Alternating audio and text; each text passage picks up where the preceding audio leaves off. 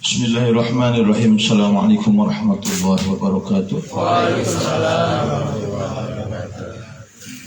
Alhamdulillahirabbil alamin wa bihi nasta'inu ala umuri dunya waddin wa ala alihi wa sahbihi ajmain. Allahumma ya Allah rabbi shrah li sadri wa yassir li amri wa hlul 'uqdatam min lisani yafqahu qawli.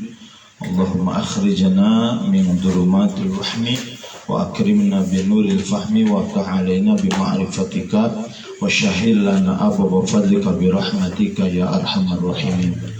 Allahumma kafi Muhammad wa kalimati Muhammad wa siwaki Muhammad bi barakati Muhammadin sallallahu alaihi wasallam. Puji syukur, mari kita bersama-sama memanjatkan rasa syukur dan terima kasih kita kepada Allah Azza wa Jalla.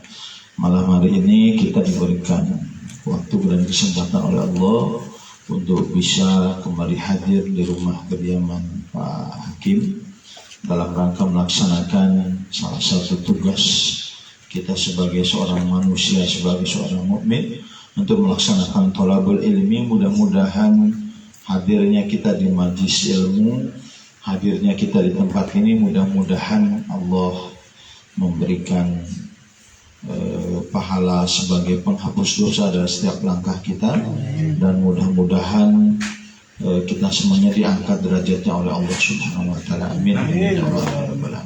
Shalawat terangkai salam semoga terlimpah dan tercurah kepada junjungan kita, yakni Habibana wa Nabiyana Maulana Muhammad sallallahu alaihi wasallam, kepada keluarga, sahabat, dan kepada segenap umat yang setinggi akhir zaman. Pak Hakim sebagai tuan rumah yang saya muliakan, Pak RT, Pak RW sekarang hadir? Pak RW sedang bertugas, Pak RW dan para pengurus lingkungan, dan juga bapak-bapak dan jemaah sekalian. Terlebih dahulu mari kita membacakan Al-Quran surah Al-Fatihah. Kita khususkan untuk musannif yang mengarang kitab ini, kemudian kita khususkan untuk para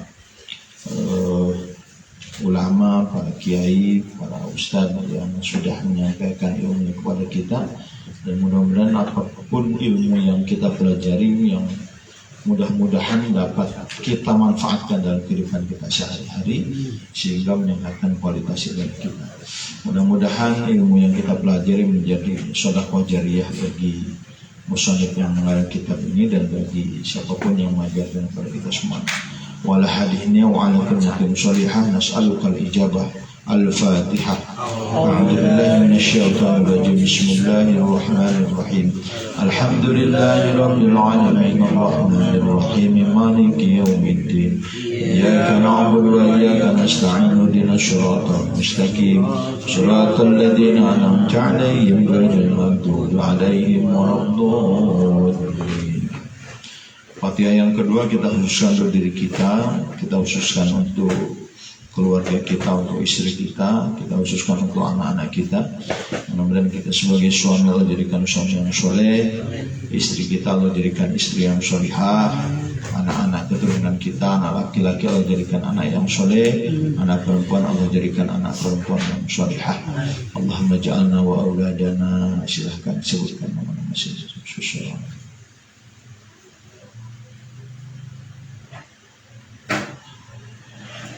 من أهل العلم والخير ولا تجعلنا وإياهم من أهل الشر والضير. اللهم أحينا كحياة العلماء وأمتنا كموت الشهداء وشرنا في زمرة الأولياء وأخرجنا من الدنيا مسلمين. نسألك الإجابة. الفاتحة. أعوذ بالله من الشيطان الرجيم. بسم الله الرحمن الرحيم. الحمد لله رب العالمين الرحمن الرحيم مالك يوم الدين. إياك نعبد وإياك نستعين اهدنا الصراط المستقيم صراط الذين أنعمت عليهم غير المغضوب عليهم ولا الضالين. Amin ya Allah ya Rabbal.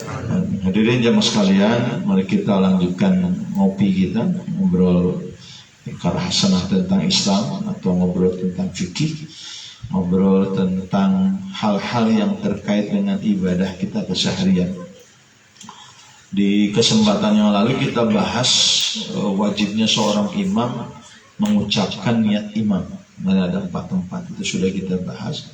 Malam hari ini kita mencoba untuk membahas dari kapasitas kita sebagai makmum. Jadi ada syaratnya seorang makmum mengikuti seorang imam. Sekali lagi, dalam suatu sholat berjamaah ada imam, ada makmum. Kemarin sudah kita sampaikan tentang kapan si imam wajib mengucapkan niat. Nah, sekarang dari sisi makmumnya nih. Ketika seorang makmum berjamaah dengan seorang imam, apa syaratnya? Syarat makmum dalam mengikuti si imam dalam sholat berjamaah. Faslun fi syurutil mu'tabaratin fil qudwah atau syurutul qudwah.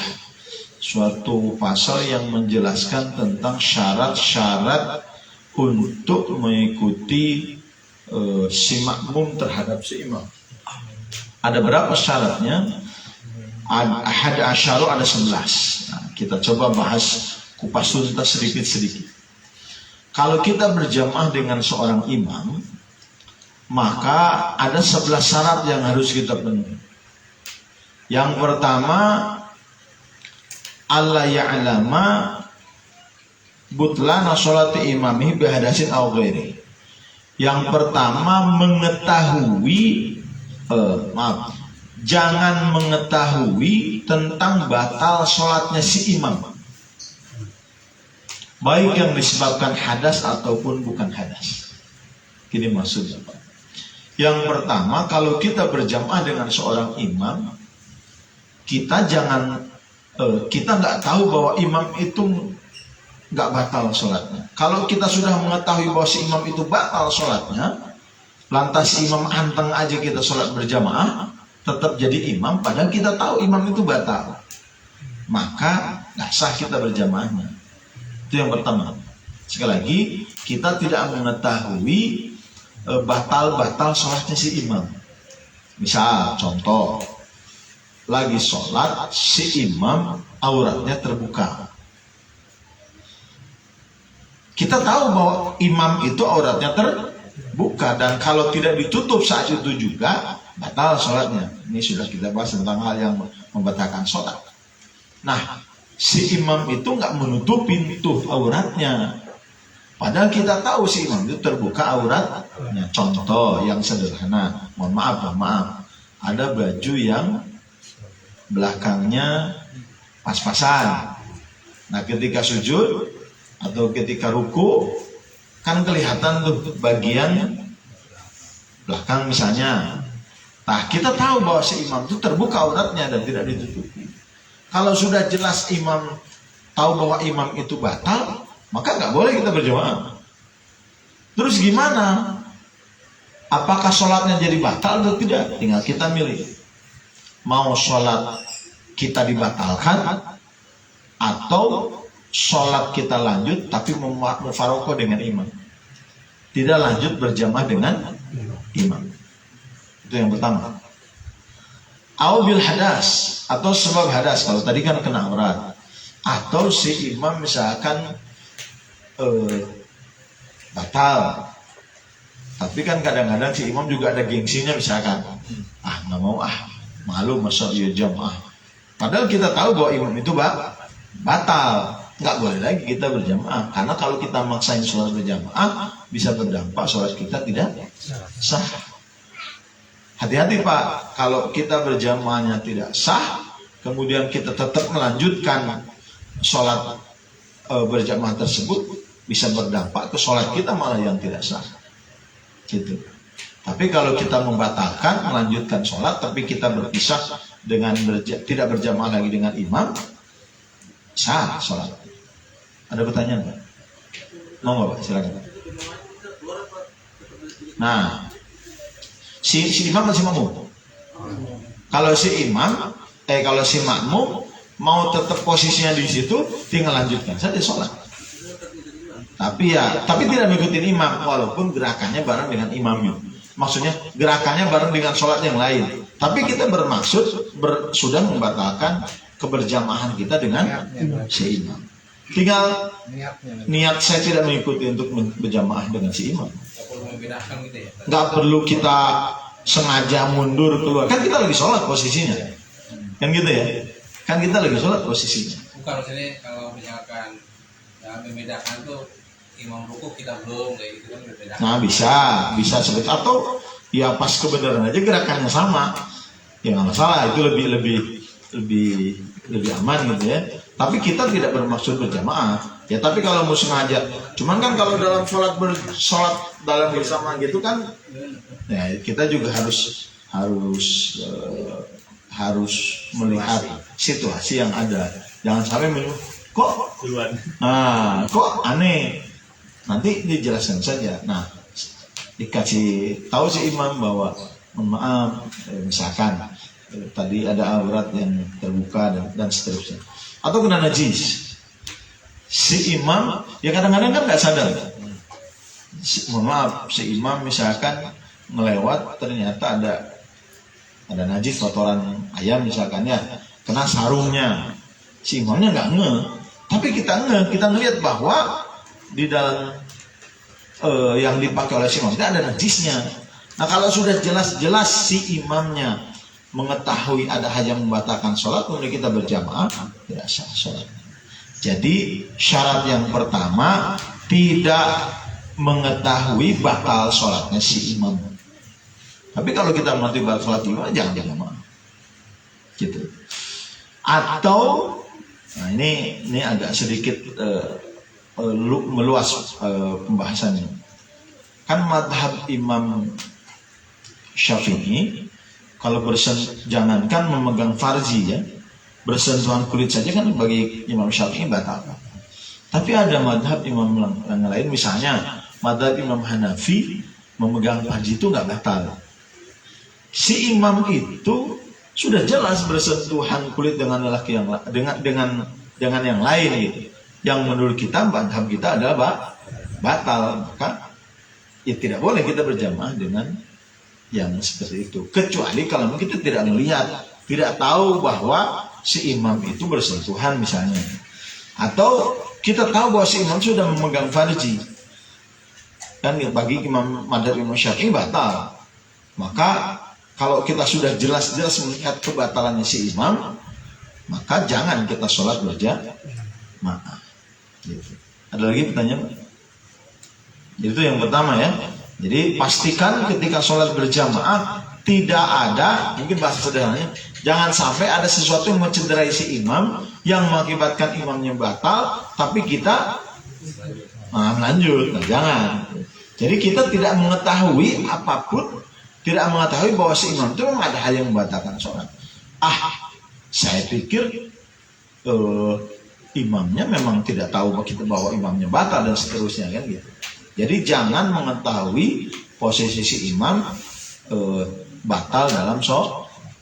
Karena kalau sudah mengetahui, otomatis kita tidak boleh lagi bermakmum dengan si imam. Ya, berarti kita nggak bisa dong berimam sama yang bermazhab bersentuhan tidak batal, gitu ya. Kalau kita melihat langsung si imam tersebut bersentuhan. Iya, artinya Gini, kalau dia bermazhab tidak batal, bisa saja walaupun di luar itu kita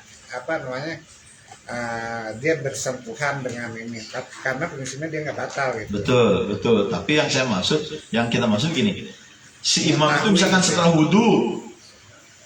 wudhu, dia tidak lagi bersentuhan dengan yang lain, misalnya dengan perempuan yang lain, dan menurut kita kan tidak batal. Tapi kalau kita melihat bahwa si imam tersebut bersentuhan dengan laki-laki, dengan yang lain, sehingga melanjutkan sholat, kita udah jelas bahwa itu batal gitu maksudnya, Pak. Jadi kan kita nggak tahu juga bahwa si imam itu sebelumnya bersentuhan atau tidak. Hal itu enggak. Bukan, maksudnya kayaknya ketika si imam itu mazhabnya beda, misalkan Hanafiya, kita bermakmum nih, bagi kita nih bermakmum dan si imam itu pernah bersentuhan dengan perempuan lain, kita melihat. Betul. Apakah keyakinan kita misalkan karena imamnya Hanafiya kita boleh ikut atau tidak gitu? Makanya tidak bersifat mutlak sebenarnya tadi. Boleh-boleh saja kita berjamaah dengan madhab Imam Hanafiya, bukan mutlak gitu loh. Bukan mutlak, kecuali kalau kita mengetahui bahwa dia bersentuhan. Kalau misalkan kita tidak melihat dia bersentuhan, bahkan kita melihatnya setelah wudhu langsung sholat, kan tidak bersentuhan. Walaupun pendapat beliau tidak batal, gitu maksudnya kan? Tapi pendapat kita kan batal. Tapi kan kita juga tidak melihat bahwa dia itu tidak bersentuhan, gitu maksudnya. Kalau kita melihat bersentuhan, kan menurut mazhab beliau tidak batal. Kalau menurut mazhab kita jelas batal. Kemudian kita sholat, nah itu yang nggak boleh. Tapi kalau si imam itu orang bareng kok wudhu sama kita gitu, ya bareng wudhu sama kita dan tidak bersentuhan dengan yang lain, kita berjamaah boleh itu. Jadi bukan mutlak tidak boleh berjamaah dengan yang beda madhab, itu bukan seperti itu ya, bukan mutlak sekali, bukan mutlak kita tidak boleh bermakmum dengan yang beda madhab, itu yang dimaksud. Tapi sudah melihat jelas-jelas yang membatalkan. Kan kalau madhab lain ada yang berpendapat batalnya itu kalau memegang haji gitu ya, dan seterusnya. Tapi bukan mutlak gitu ya. Bukan setiap yang beda madhab kita nggak boleh, nggak begitu, tidak begitu. Tapi melihat si imam tuh jelas-jelas melakukan hal yang menurut kita batal gitu misalnya. Itu ya baik. Berarti kita ketika memparokkan sendiri, ya. Berarti pahala 27-nya hilang Pak. Jadi sudah dapat karena tadi sudah mengikuti imam berjamaah. Walaupun kembali kita mufarokoh, walaupun kita tidak lanjut sampai tuntas kita, tapi kita sudah dapat pahala sholat berjamaah. Nah, berarti posisinya pada saat sholat sedang berlangsung berarti ya Ustaz? Sedang berlangsung. Berarti kalau sebelum berlangsung kita tahu, kita lebih baik kita berbeda, memisah. Ya artinya sendiri ya, sholat sendiri ya. Nah, cuman ya pahalanya cuma satu, nggak berjamaah. Nah, sekali lagi tidak mutlak kita tidak boleh berjamaah dengan yang enggak, bukan itu ya, bukan itu. Sah saja, boleh saja. Jangan sampai gara-gara ini, wah saya nggak mau, madhab beda saya nggak mau. Nah, jangan sampai.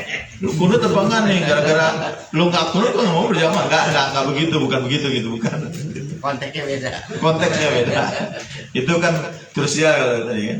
Jadi tidak mutlak seperti itu. Tapi kita melihat memang ada hal yang memang jelas-jelas batal sholat kita. Ada lagi? Lanjut Pak ya. Oke, lanjut dulu. Itu yang bahasan. Masih ada 11 Pak, tenang, masih panjang waktu kita. Yang kedua, wa ala ya'taqida wujuba qada'iha alaih. Yang kedua itu jangan kita meyakini bahwa sholatnya wajib diqadha. Gini,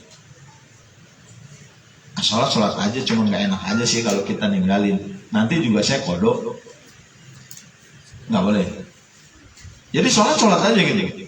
Jangan kita bermakmum, tapi nanti akan kita mengulang sholat dengan cara dikodok. Beda dengan iadah ya, yang kemarin ya. Pembahasannya kita bahasa iadah. Bukan. Ini kita sholat berjamaah, tapi kita meyakini bahwa udah nanti saya kodok. Nanti tidak sah berjamaah kalau seperti itu. Jadi jangan meyakini, jangan menekankan bahwa kita wajib mengodok sholatnya ini. Ya sholat aja. Ada pertanyaan? Jadi tidak boleh beritikad kembali akan mengkodok sholat, padahal kita sudah melaksanakan sholat berjamaah. Itu yang kedua, wajibnya kita melaksanakan mengikuti si imam dalam sholat berjamaah. Wasalisuha alla yakuna ma'muman. Yang ketiga, kita jangan bermakmum terhadap makmum yang lain. Dalam artian gini, jangan menjadikan seorang imam dari si makmum yang sedang berjamaah dengan imam yang lain. Contohnya gini, Bang Hakim lagi sholat berjamaah dengan Pak Ustadz misalkan. Pak Ustadz jadi imam, Bang Hakim jadi makmum. Datang misalkan saya nggak mau berjamaah dengan Ustadz misalkan, contoh ya. Tapi saya maunya berjamaah dengan Bang Hakim, karena Bang Hakim guru saya, misalnya kan gitu. Karena Bang Hakim teman saya dan seterusnya.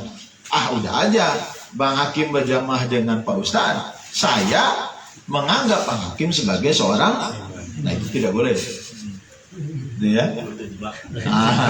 Sholat di dalam sholat. Nah, makanya tidak boleh menjadikan dua imam dalam satu sholat.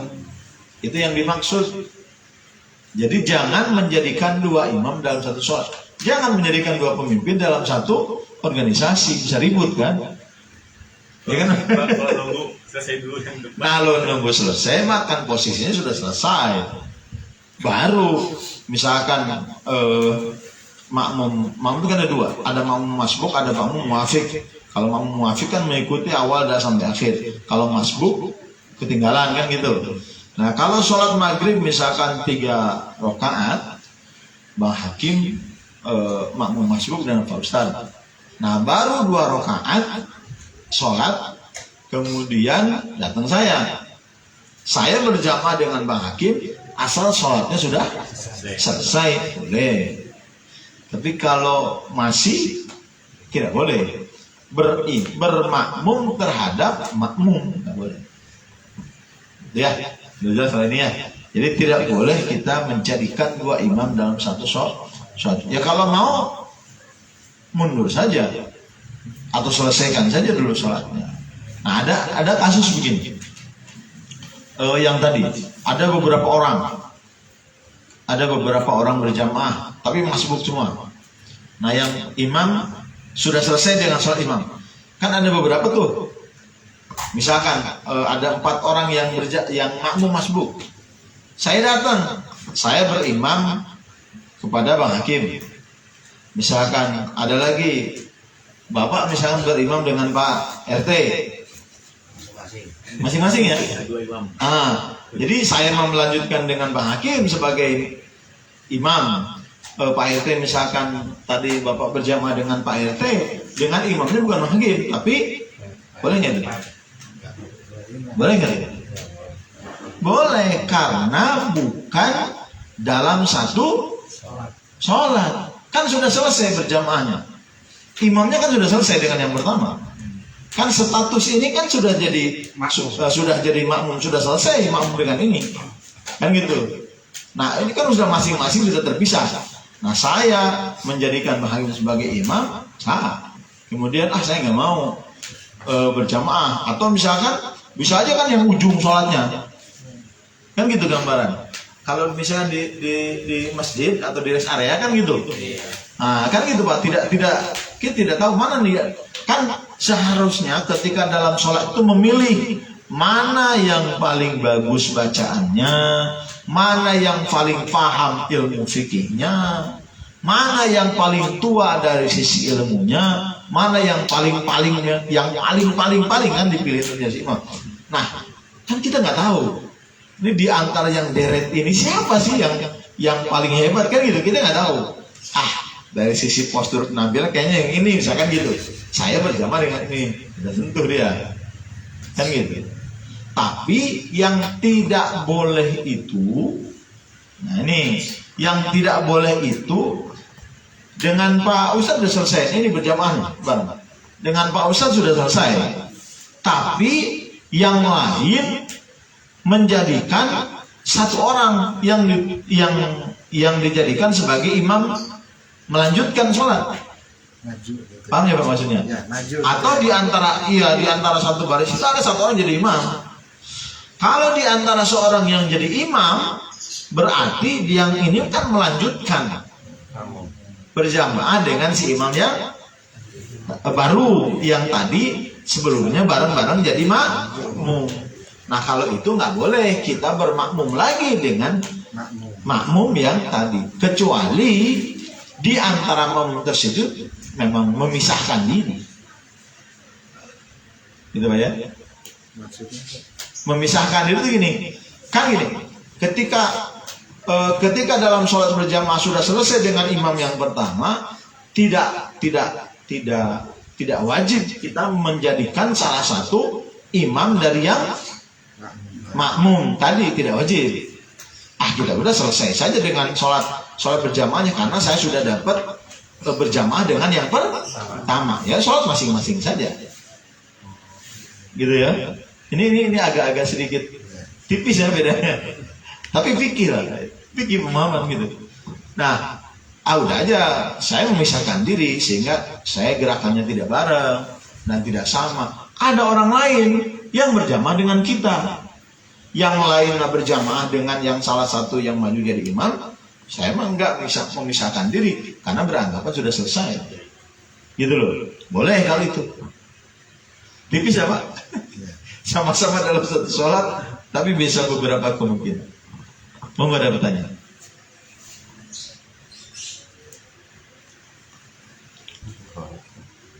Ada lagi? Kalau ada yang makmum suka mundur itu sebenarnya ada ininya sih, ada dasarnya sih. Ya itu. Jadi kesunahan dalam berjamaah ketika jadi posisi gini. Posisi imam itu pertama satu ya, satu di depan, datang satu lagi di sebelah kanan, sebelah kanan tapi berdekatan tengah gitu. Jangan terlalu belakang di belakang sab yang berikutnya dengan kita, bukan, tapi berdekatan.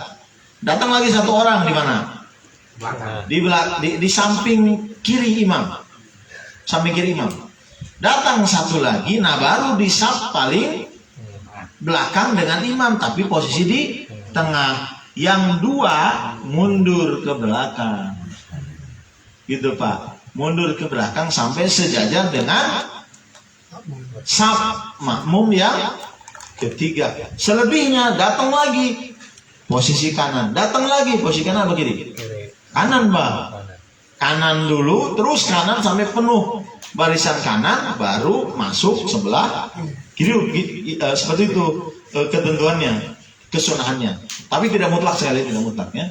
Jadi pertama depan, kiri kanan samping, yang kedua datang sebelah kanan, datang lagi sebelah kiri, datang lagi makmum yang ketiga mundur di belakang, yang dua mundur. Datang lagi masuk sebelah kanan, datang lagi masuk sebelah kanan, kanan sampai penuhin. Posisi tengah menjadi pembatas. Tapi masalah kalau mestinya lebar, Ustaz. Betul. Jadi Betul. lah gitu kan. Betul. Isinya 100 ya. Ke 100 ya. Makanya itu tadi di antara ke 100 jamaah itu ini udah selesai misalnya berjamaahnya. Ada salah satu yang maju. Tapi itu kan kembali ke masing-masing pribadi yang berjamaah tadi. Apakah menjadikan si yang satu itu kita jadikan sebagai imam? Kalau kita menjadikan dia sebagai imam, lanjutkan sholat, wajib mengikuti semua yang dilakukan oleh. Tapi tidak boleh menjadikan imam tapi lebih mudah dari kita, dan yang dimaksud lebih mudah rokaatnya. Kita mah sudah 2 rokaat, dia baru 1 rokaat, mentang-mentang dia ustaz, kiai, dia jadi imam. Nggak boleh. Oke Pak ya? Ini penting nih.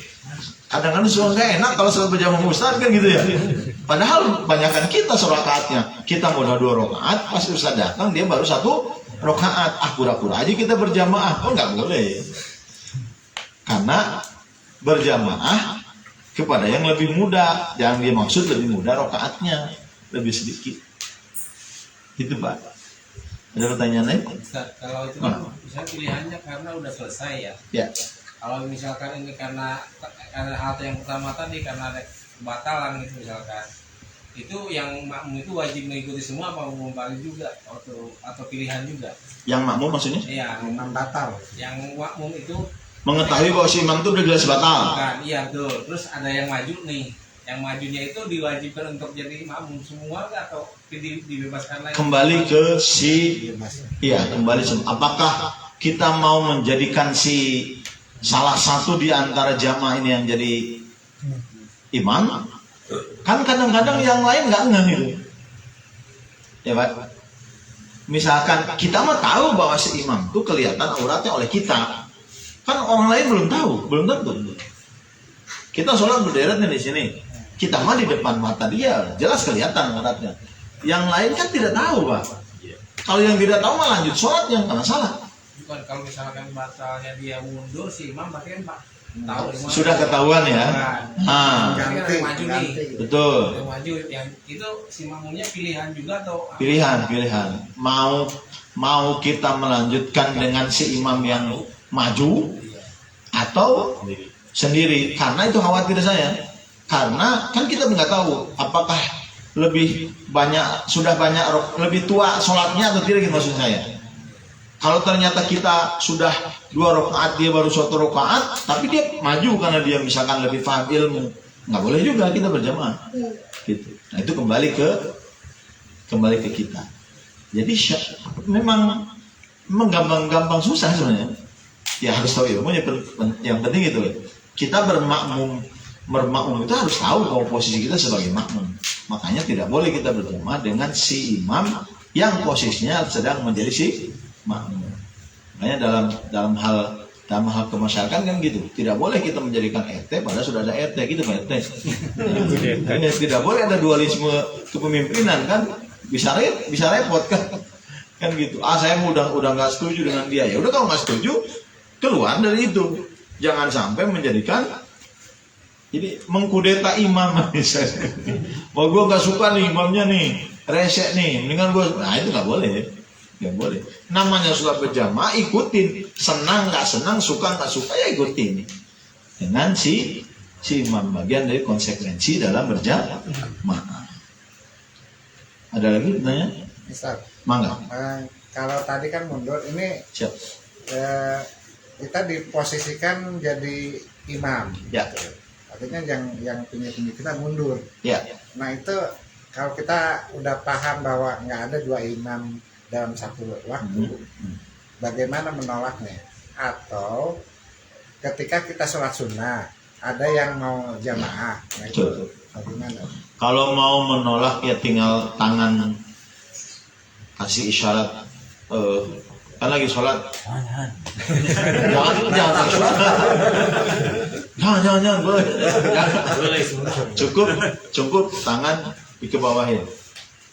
Nah si makmum kalau berarti nggak. Tapi kalau si makmum nggak berjamaah ya udah nggak usah lanjutin aja berjamaah. Padahal si makmum taunya kita lagi sholat wajib, padahal kita lagi sholat sunnah. Jangan sampai udah selesai tipu lu orang gue lagi sholat. Nggak usah. Ya biarin aja dia menyelesaikan sholatnya. Kita udah selesai sholat, padahal kita baru sholat sunnah. Dia yang jadi makmum kita. Kita juga pengen dapat sholat berjamaah, balik kita mundur. Kita jadi makmumnya dia. Sah. Boleh itu ya? Boleh. Gitu Pak. Boleh itu. Jadi asalnya si makmum berubah menjadi si imam. Asalnya si imam berubah jadi si makmum. Karena sekali lagi niat jadi makmum hukumnya wajib. Tapi niat jadi imam hukumnya sunnah. Jadi boleh memperbaharui niat jadi imam walaupun dalam tengah-tengah sholat. Lagi ruku ada orang yang nepuk ke kita, ngajak sholat berjamaah kan begitu kan? Nah kita kan posisi tadi si makmum. Dalam ruku niat saya jadi imam. Udah selesai. Kita dapat pahala sholat berjamaah. Kita posisi sebagai si imam. Walaupun di awal tadi kita adaan lillahi ta'ala kan tidak ada makmuman, tidak berniat imam. Gitu. Ada lagi tanya? Nah, ini udah makin malam makin seru nih, makin panas nih. Kalau dalam posisi masbuk, Ya. rokaat terakhir dalam posisi tahiyat apakah lebih baik atau kita bikin jamaah baru rokaat baru? Pilihan jamaah baru. itu mau kita berjamaah dengan orang yang memang belum menyelesaikan sholatnya, silahkan. Tapi udah aja itu mah nunggu selesai dia sholat, kita bikin lagi berjamaah itu mah enggak, silahkan. Itu nggak apa-apa ya, maksudnya ada sholat baru yang masbuk belum selesai gitu. Padahal dalam satu masjid gitu ya, yang penting tidak dalam satu sholat. Nah itu yang terjadi ketika di rest area atau di masjid-masjid pinggir jalan biasanya kan begitu. Nih belah sono berjamaah, ya kan? Belah sono berjamaah lagi. Datang lagi satu rombongan mobil, nggak mau berjamaah dengan ini, bikin lagi berjamaah. Nah, kalau itu sah, tetap sah. Yang tidak boleh itu dalam satu sholat menjadikan beberapa imam. Tapi sebaiknya dalam satu bangunan ya satu imam lah.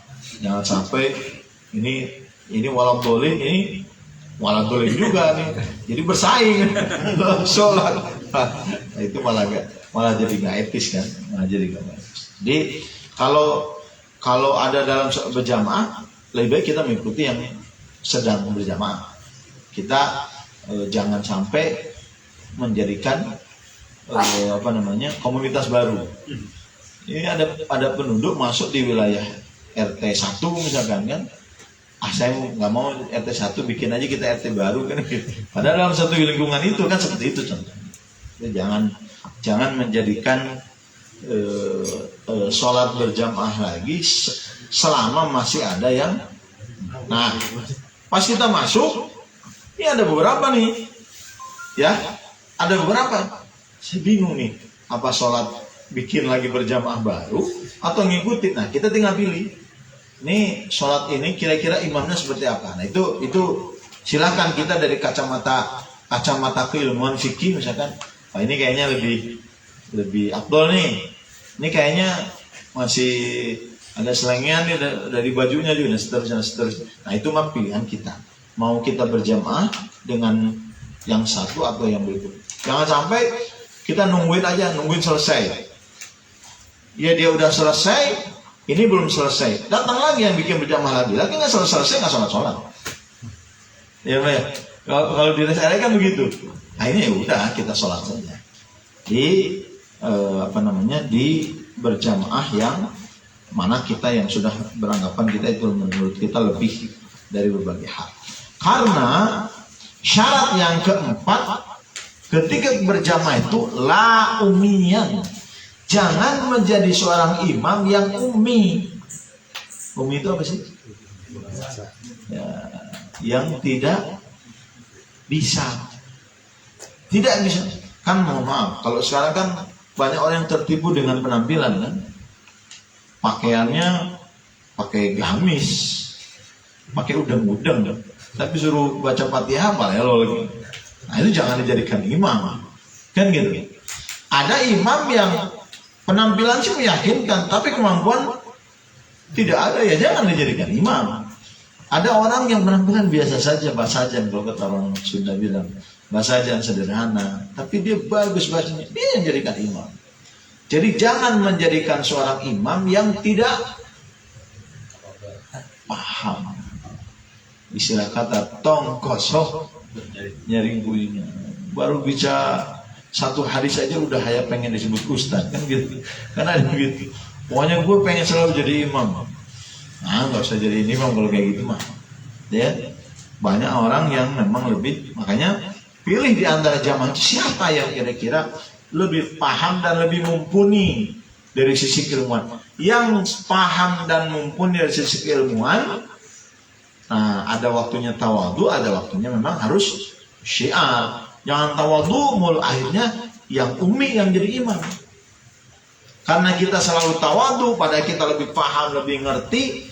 Karena kita orang yang nggak enakan, sementara ada orang yang tanda petik ya dari sisi kemampuan terbatas, tapi karena modal PD saja, karena modal baju gamis saja, karena modal pakai udang-udang saja, lantas dia selalu pengen maju jadi imam. Nah, lihat saja dari sisi skill kemampuannya. Tapi kalau misalnya Ustaz, karena memang pilihannya nggak ada gitu ya, itu yang udah mulai jamaahnya imam yang biasa di masjid itu baru datang misalnya. Nah itu kita gimana tuh? Nah, jadi gini, yang dimaksud ummi di sini dia benar-benar nggak bisa, nggak paham, bahkan Fatihah aja nggak bisa. Tapi kalau bisa Fatihah, sholat syarat dan rukunnya dia tahu, tapi tidak sefasehat imam yang biasa gitu. Nah itu nggak masalah. Ini yang dimaksud la umiyan itu, ya orangnya nggak ngerti, suruh Fatihah aja belum tentu bisa.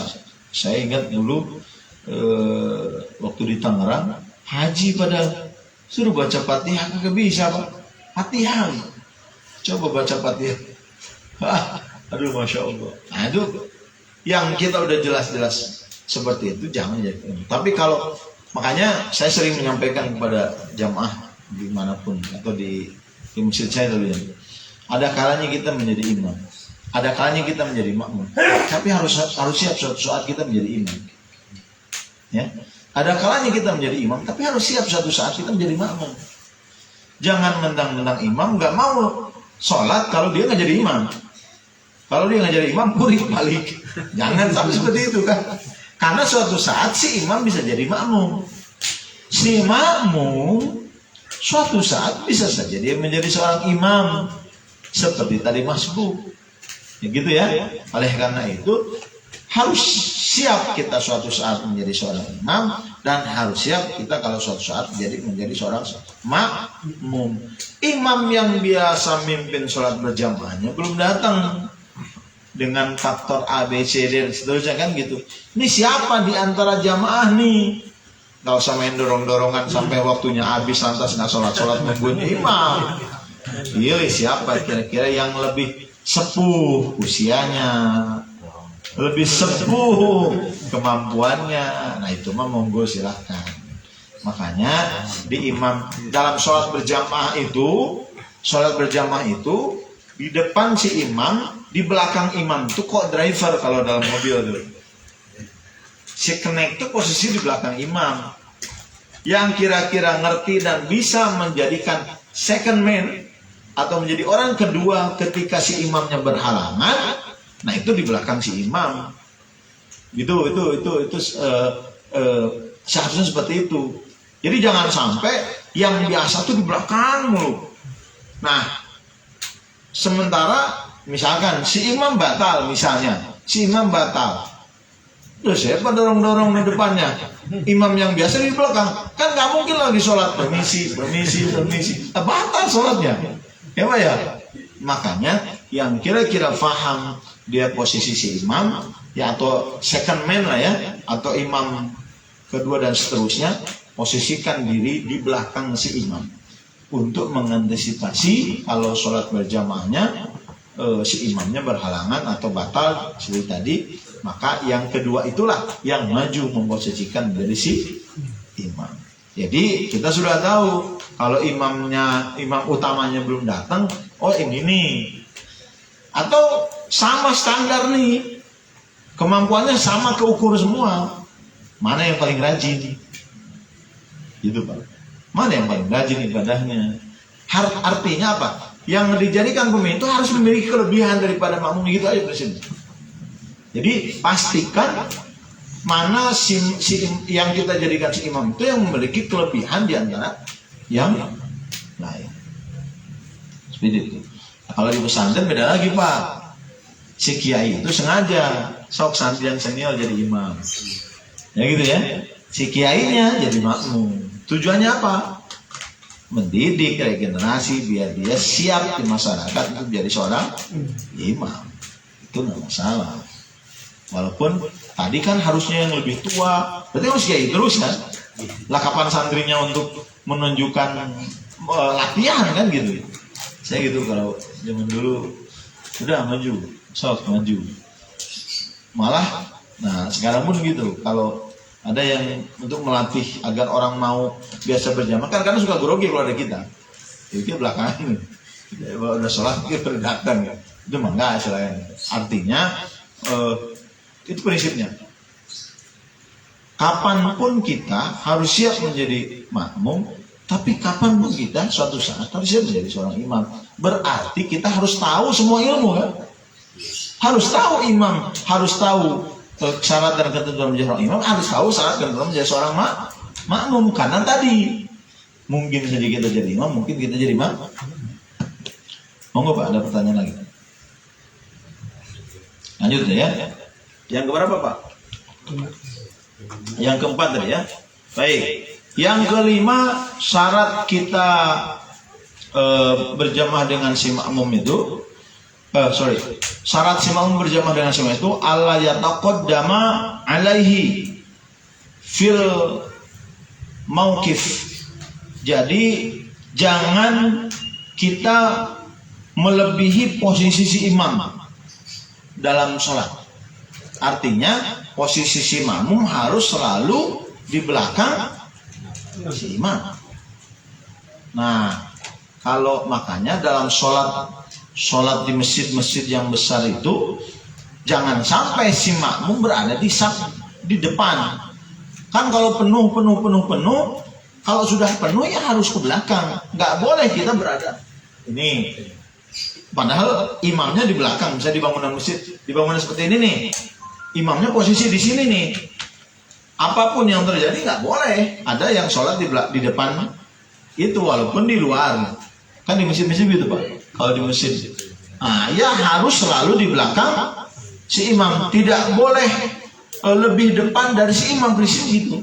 Namanya makmum itu harus selalu di belakang. Walaupun ke belakangnya imam itu kalau lagi sholat sendiri nggak usah terlalu jauh tadi yang dimaksud. Ya di belakang tumit gitu ya. Nah yang satu seret datang ke sini, datang lagi baru di belakangnya seperti itu. Imam di depan, kita sampai jamaah, langsung aja kita berada di paling belakang nih. Nggak lagi di samping imam kan? Kenapa demikian? Karena yakin bakal ada makmum yang lain dalam berjamaah, itu nggak masalah. Berarti kita nggak mundur.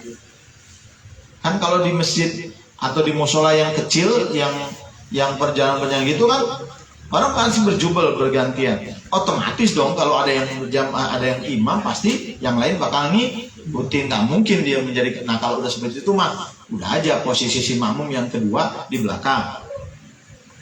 Yang penting kata kuncinya tidak boleh kita berjamaah dengan seorang imam posisi makmum lebih depan daripada imam, itu prinsipnya.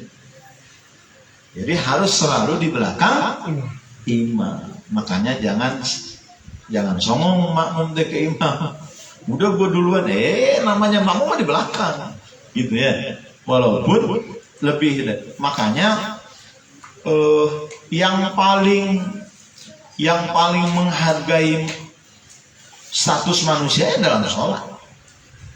Karena ketika dia menjadi seorang imam, nggak peduli imamnya presiden, nggak peduli imamnya menteri ya. Kalau imamnya kopral, nggak peduli makmumnya jenderal, ikutin aja semua di belakang aja. Mentang-mentang imamnya kopral, ada jenderal, namanya jenderal kan lebih tinggi berapa leting kan?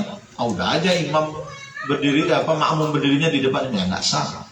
Tetap harus selalu di belakang imam. Lanjut Pak. Baru yang keberapa Pak? Yang kelima. Yang keenam. Nah ini bakal menarik juga nih Pak. Yang keenam itu wasari suha ayya'lama ayadunna intiqalatil imami. Yang keenam itu harus mengetahui gerakan-gerakan yang dilakukan oleh imam. Ketika sholat berjamaah, si makmum harus mengetahui gerakan imam. Jangan sampai makmum nggak tahu di sholatnya lagi ngapain sih, nggak boleh. Walaupun bisa langsung atau tidak langsung. Maksudnya gimana? Kalau imam belakang kan nggak mungkin mengetahui gerakan si imam. Terus tahunya dari mana? Dari makmum yang berada di depan kita dong. Nah, kalau berjamaahnya panjang ke belakang atau ke misalkan posisi imam di situ, yang di sini kelihatan nggak? Yang di sana kelihatan nggak? Nggak mungkin kelihatan kan?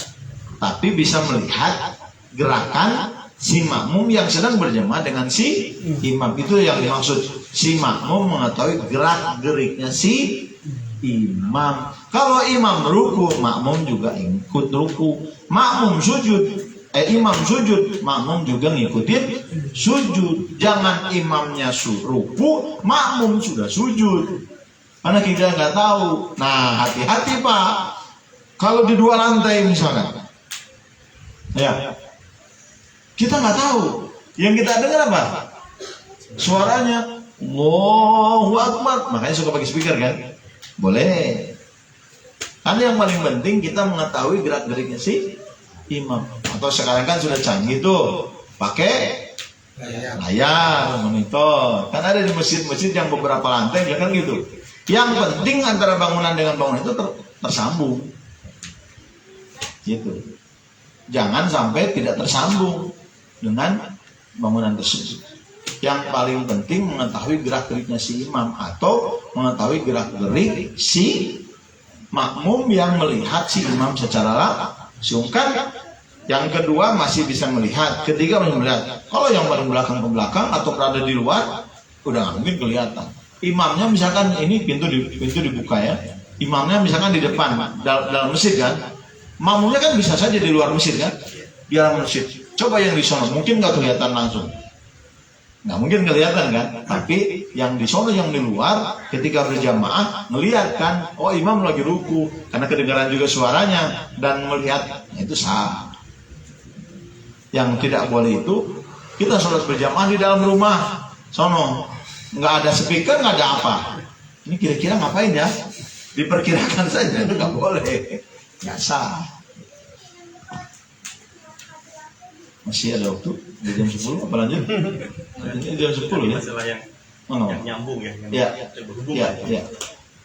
Kan beberapa masjid ada yang dalamnya AC, luarnya biasa, itu maksudnya masih terhubung begitu apa harus ada yang kebuka pintu? Yang paling penting itu ada akses masuk. Apakah itu akses pintunya tutup atau tidak? Yang penting ada akses pintu. Gitu. Walaupun beda bangunan ya. Iya, gini maksudnya. Ini ruangan nih, dalam. Ini ruang luar. Di dalam AC.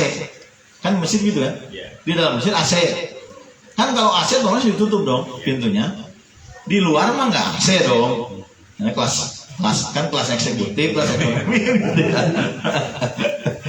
Nah, yang di dalam mah tertutup. Nah, yang dimaksud tersambung itu yang penting ada pintu. Dalam bangunan itu ada pintu, walaupun pintu itu ditutup. Jadi tidak mutlak harus selalu bagusnya mah dibuka. Ya, tapi tidak mutlak harus dibuka. Yang penting ada akses pintu.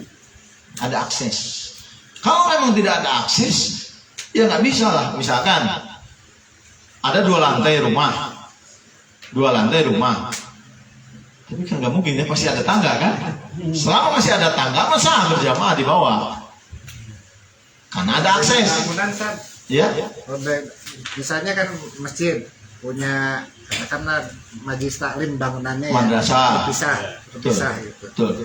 Itu masih termasuk Asal ada akses pintu. Nanti ada syarat nih. Nanti ada syarat berikutnya ya. Salah satu jaraknya itu ada 300 hasta antara ujung masjid itu, bangunan masjid dengan tempat si makmum itu maksimal Pak 300 hasta. 300 hasta itu apa? Kurang lebih 144 meter. Jauhnya masih boleh. Di bangunan ya, di ujung bangunan ya, bukan posisi imam ya. Kan ada masjid besar nih. Masjid besar. Kan ada lantai ini di luar. Nah, yang dimaksud 144 meter atau 300 hasta itu dengan ujung masjid. Gitu ya. Nah, itu masih boleh. Artinya berarti yang nyambung dengan pertanyaan Bapak, ini bangunan masjid. Di belakang bangunan madrasah misalkan. Kan beda bangunan, tapi ada akses, boleh itu Pak. Boleh. Di Islamic Center Bekasi itu sekarang kan lagi proses masih renovasi kalau tidak salah ya. Kan ada masjid lamanya, Masjid Pancasila itu di belakangnya ya. Nah, yang masjid yang barunya kan di depannya tuh. Kan yang dulu mah sholat Jumat itu di belakang masjid kan. Karena sekarang sudah jadi masjidnya, posisi di depan kan. Sementara di belakangnya tetap masih dipakai. Kan gitu. Nah, selama ada akses antara bangunan yang satu dengan bangunan berikutnya nggak masalah. Akses pintu atau akses tangga. Tapi kalau nggak ada akses tangga, nggak ada akses pintu, ya nggak bisa lah suatu jamaah. Gitu. Ada pertanyaan lagi? Nah, ini agak lebih lebih terbuka ya wawasan kita ya, sehingga dalam sholat itu memang tidak apa namanya, tidak monoton gitu. Jadi kalau ada ternyata boleh, ternyata jadi seperti itu. Jadi banyak alternatif. Makanya ketika misalkan ini bangunan masjid, kita melaksanakan sholat nih, terhalang oleh jalan kan, ini jalan kan? Jalan. Jumat penuh kan kalau di kota, di tempat itu kan. Nah, di halaman rumah depan nggak? Atau di rumah belakang ini boleh nggak? Boleh. Asal yang penting ada akses, ada pintu kan? Boleh. Walaupun jalannya nggak Walaupun diisi. ada terhalang jalan. Oh. Walaupun terhalang jalan. Atau terhalang sungai sekalipun. Sungai. Boleh. Ini di depan nih. Berjamaah nih di depan. Kita terhalang walungan kalau di kampung itu. Kalau sungai. Tapi kita tahu gerakan imam. Boleh. Sah. Kenapa? Pusat gitu. Iya, cuman kan kita bicaranya bukan persambungan dengan sab, tapi antara bangunan satu dengan bangunan yang berikutnya. Tapi kalau bicara keabdolan mah ya dalam satu bangunan. Hanya boleh berjamaah termasuk sah manakala. Tapi kan nggak boleh gini. Udah aja saya di depan rumah. Ini masjid masih kosong, itu nggak boleh. Itu mah nggak boleh. Ini kan posisi sudah penuh itu. Makanya nggak boleh ada celah yang kosong dalam berjamaah. Kalau masih kosong-kosong mah, ya jangan kita bikin sab baru di belakang. Gitu yang dimaksud. Ya, artinya, iya. Bisa lihat imam, bisa lihat di rumah. Udah aja di rumah sambil ngopi gitu ya, ngopi ngeteh, udah aja. Oh ini udah sholat ya, udah juga sholat juga kan gelar. Kalau di kota-kota gitu Pak, rumahnya masjidnya di tengah rumah yang dempet-dempetan. Tempatnya kecil tapi jamaahnya banyak. Udah aja buka pintu, kan? Pintu pagar. So, boleh kalau di situ boleh. Tapi selama yang di bangunan tersebut belum penuh. Sudah penuh terbalik malah. Kalau sudah penuh, tapi kalau belum penuh ya jangan bikin di belakang. Kalau ini belum penuh di masjid ini, jangan bikin sholat berjamaah di belakang, itu yang dimaksud. Jadi walaupun terputus dengan jalan, tapi karena ini sudah penuh, boleh kita berjamaah dengan yang beda tempat tersebut. Sekalipun nempel ke masjid ya rumahnya ya. Iya, jangankan nggak nempel pun tadi batasnya 300 biro atau 300 hasta atau 144 meter dari ujung masjid. Masjidil Haram itu Pak, ujung ke ujung. Gede banget Pak. Masjid Madinah ujung ke ujung gede banget, udah berapa ratus meter itu. Yang dimaksud adalah ujung bangunan masjid. Saya kira itu Pak ya, udah jam 10. Seru juga ya. Baru berapa Pak? Baru berapa Pak? Baru 5 ya. Baru 5. Salah satu syarat ketika si makmum mengikuti si imam. Mudah-mudahan masih ada waktu dan kesempatan kita untuk melanjutkan diskusi fikih kita, dan insya Allah mudah-mudahan bisa kita manfaatkan dalam kehidupan kita sehari-hari. Apapun yang saya sampaikan, kalau memang ada kekeliruan dan kesalahan, itu murni mutlak kebodohan saya secara pribadi. Kalaupun ada yang benar yang saya sampaikan, itu mutlak dari ilmu Allah Subhanahu wa taala. Mohon maaf atas segala kekurangan. Wabillahi taufiq wal hidayah. Assalamualaikum warahmatullahi wabarakatuh.